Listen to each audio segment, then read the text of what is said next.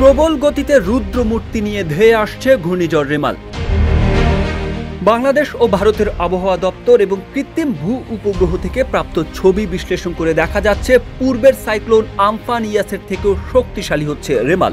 ঘূর্ণিঝড়টি তাণ্ডব লীলা চালাবে বলে আশঙ্কা করা হচ্ছে, কারণ সময় যতই যাচ্ছে পরিস্থিতি ততই খারাপ হচ্ছে। এরই মধ্যে ফুঁসে উঠছে সমুদ্র, কূলে আছড়ে পড়ছে বিশাল বিশাল ঢেউ, বেড়ে গেছে সমুদ্রের পানির উচ্চতা, সেন্ট মার্টিনে পানি ঢুকতে শুরু করেছে। ইতোমধ্যে বাংলাদেশের 10 নম্বর মহা বিপদ সংকেত এবং ভারতের রেড অ্যালার্ট জারি করা হয়েছে। বিশাল আকৃতির রেমালের বাম দিকের 30% পশ্চিমবঙ্গের দক্ষিণ 24 পরগনা জেলার উপর দিয়ে, 70% বাংলাদেশের খুলনা ও বরিশাল বিভাগের উপর দিয়ে স্থলভাগে প্রবেশ করতে পারে। স্থলভাগে আঘাত করার সময় বাতাসের সর্বোচ্চ গতিবেগ থাকতে পারে ঘন্টায় 135 কিলোমিটার। আঘাত হানার সময় 8 ফুট উচ্চতার জলোচ্ছ্বাসে উপকূল ভাগ প্লাবিত হতে পারে। এ সময় অতি ভারী বৃষ্টিপাত হতে পারে।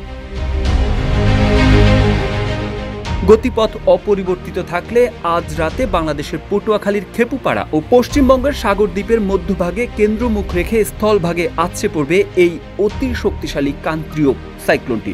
খুলনার সুন্দরবন থেকে শুরু করে চট্টগ্রাম পর্যন্ত উপকূলীয় জেলাগুলোতে পড়বে এর প্রভাব। যুক্তরাষ্ট্রের নৌবাহিনী কর্তৃক পরিচালিত জয়েন্ট টাইফুন ওয়ার্নিং সেন্টার জানায়, ঘূর্ণিঝড় রেমাল খুলনা বিভাগের সাতক্ষীরা, বাগেরহাট ও খুলনা জেলার উপর দিয়ে সরাসরি বাংলাদেশে আঘাত করার সম্ভাবনা প্রবল।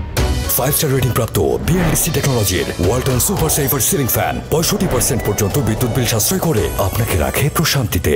ওয়ালটন ফ্যান হাওয়া বদলে দেয়। গতকাল সন্ধ্যা থেকে সাগর উপকূল ভাগে থেমে থেমে দমকা হাওয়া সহ বৃষ্টি শুরু হয়। গভীর সঞ্চালনশীল সজল মেঘমালায় দেশের অধিকাংশ এলাকার আকাশ ছেয়ে গেছে। উপকূলে জোয়ারের পানিতে নিম্নাঞ্চল প্লাবিত হচ্ছে। আবহাওয়া অধিদপ্তরের পরিচালক মোহাম্মদ আজিজুর রহমান জানান, আজ রাত 9টা থেকে 12টার মধ্যে উপকূলে আঘাত হানতে পারে। ভারতের পশ্চিমবঙ্গের সাগরদ্বীপ ও বাংলাদেশের পটুয়াখালী জেলার খেপুপাড়ার মধ্য দিয়ে এবং খেপুপাড়ার নিকট দিয়ে আজ মধ্যরাত নাগাদ স্থলভাগ অতিক্রম করতে পারে। প্রবল ঘূর্ণিঝড়টি স্থলভাগ অতিক্রমকালে বাতাসের গতিবেগ ঘন্টায় 110 থেকে 120 কিলোমিটার থাকবে, যা দমকা ও ঝোড়ো হাওয়া আকারে 135 কিলোমিটার পর্যন্ত হতে পারে। এর সঙ্গে থাকবে অতি বৃষ্টিপাত ও জলোচ্ছ্বাস। সুতরাং যেসব এলাকার উপর দিয়ে রেমাল অতিক্রম করবে একটা ধ্বংসাত্মক প্রভাব পড়বেই। সারা দেশে ভারী থেকে অতি ভারী বৃষ্টিপাত হতে পারে। 24 ঘন্টায় 300 থেকে 350 কিলোমিটার বৃষ্টি হওয়ার সম্ভাবনা আছে। তবে সারা দেশে একরকম বৃষ্টি হবে না। চট্টগ্রাম ও কক্সবাজার অঞ্চলে এ ধরনের বৃষ্টিপাত হলে পাহাড় ধসের ঝুঁকি থাকবে। আবহাওয়াবিদরা বলছেন, যেসব এলাকার উপর দিয়ে ঘূর্ণিঝড়টি অতিক্রম করবে সেখানে ধ্বংসাত্মক প্রভাব পড়তে পারে। এদিকে সারা দেশে লঞ্চ সহ নৌযান চলাচল বন্ধের নির্দেশ দিয়েছে বাংলাদেশ অভ্যন্তরীণ নৌ পরিবহন কর্তৃপক্ষ। বিমান বাংলাদেশ এয়ারলাইন্সের কক্সবাজারগামী আজকের সব ফ্লাইট বাতিল করেছে। সেই সঙ্গে আজ ও আগামীকাল কলকাতাগামী সব ফ্লাইটও বাতিল করেছে বিমান বাংলাদেশ। রেড অ্যালার্ট 1 জারি করেছে চট্টগ্রাম বন্দর কর্তৃপক্ষ। সাগরে অবস্থানরত মাছ ধরার সব নৌকা ও ট্রলারকে উপকূলের কাছাকাছি থেকে সাবধানে চলাচল করতে বলা হয়েছে।